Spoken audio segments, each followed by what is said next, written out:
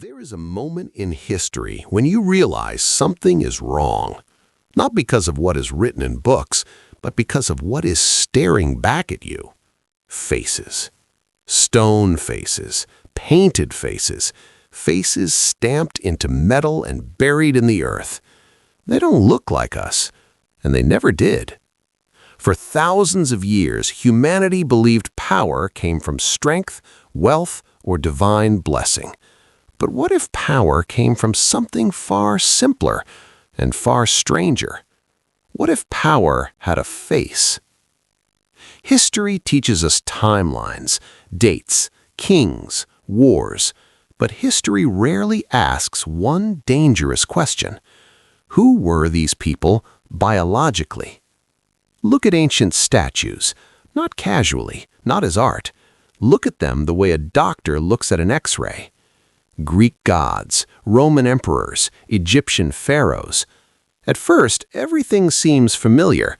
2 eyes, 2 arms, a human outline. But then you notice the profile. The forehead does not curve inward. The nose does not begin at a bridge. There is no dip.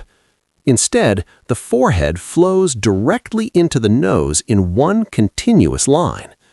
To modernize, it looks unnatural, almost unsettling, because no one around you looks like that. For decades, we were told this was an artistic style, a fantasy, an ideal. But artists don't invent bone structure, especially not ancient sculptors. These were not dreamers, they were technicians. They carved muscle tension, vein placement, bone pressure. They worked from life. And here's the detail most people miss. This face was not given to everyone.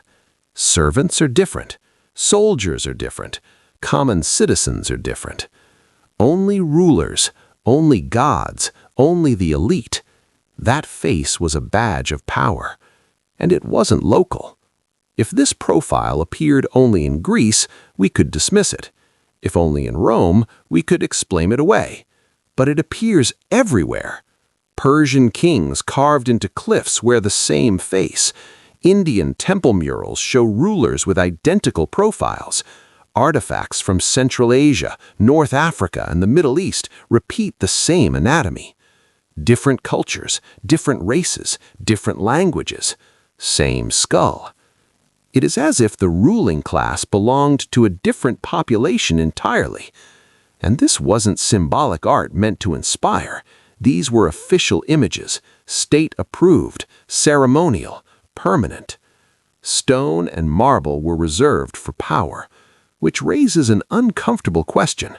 Why do rulers across continents look more like each other than like their own people? Skeptics say it was fashion, a shared beauty standard. But fashion does not survive millennia, and fashion does not cross continents without communication. And then the Renaissance happens. Art changes. Realism becomes everything. Leonardo da Vinci dissects bodies, measures skulls, obsesses over anatomy. He is not copying myths, he is documenting reality. And yet the same face remains. Italian nobles, queens, bankers, painted with brutal accuracy. High foreheads, straight profiles, no nose bridge. These are not gods anymore. These are real people, which means the ancient elite did not disappear with Rome. They survived, they ruled, and they adapted. But the most shocking evidence is something we touch every day. Money. Coins. Every face on a coin is approved by authority, standardized, intentional. Early American coins tell a strange story. From the late 1700s through the early 1900s, the faces stamped onto U.S. currency show the same ancient feature.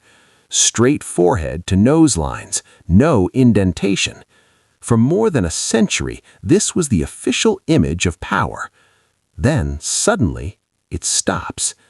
Coins after the early 1900s show modern faces, modern anatomy, a visible nose bridge. The change is abrupt, global. This is not artistic evolution. This is biological replacement. Fashion doesn't erase bone structure overnight. So what changed? To answer that, we must leave art behind. We must go underground, into graves, because bone does not lie. Across museums and archaeological sites worldwide, skulls emerge that do not match modern human anatomy. Not damaged skulls, not deformed ones, structurally different. The brow ridge is reduced. The frontal bone flows into the nasal bone without interruption. There is no place for a bridge. This cannot be caused by head binding. No cultural practice removes a genetically defined facial step. This trait is congenital, born that way. And these skulls are never found among peasants. They are buried with gold, with regalia, with authority. Priests, kings, rulers. From Europe to South America, same bone, same elite. Which leads to a conclusion most people instinctively resist.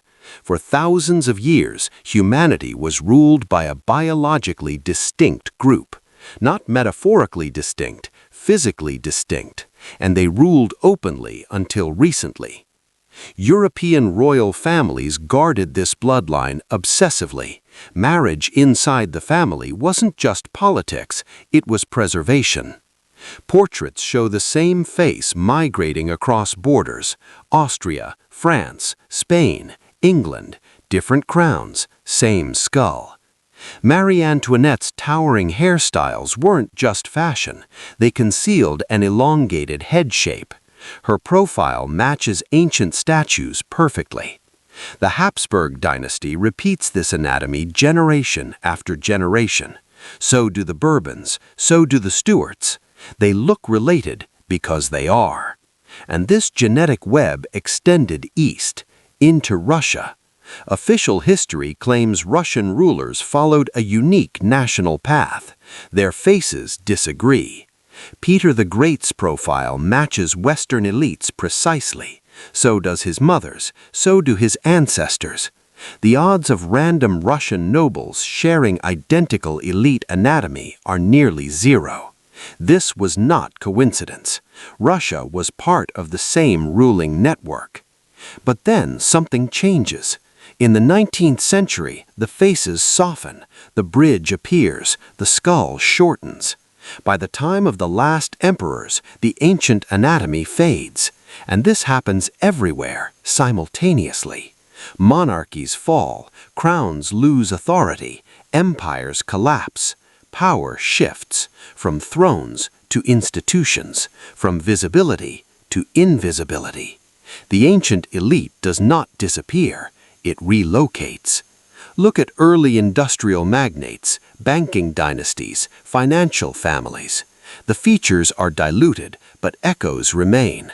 A certain bone structure, a certain gaze, a certain posture. Time and mixing softened the traits, but did not erase them.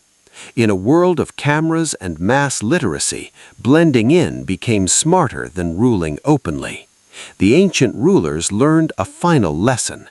Power is strongest when unseen. Which brings us to the most unsettling question of all. Who were they really? If their skeletal structure differs from modern humans, are we even talking about the same species?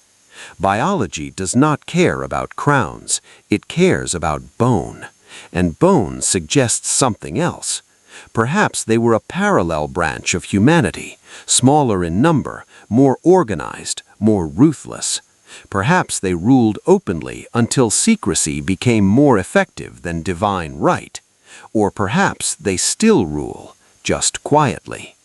History tells us power fell. Anatomy tells us it only changed faces. The ancient gods did not vanish, they stopped being visible. And maybe, just maybe, they are closer than we think. For thousands of years, power had a face.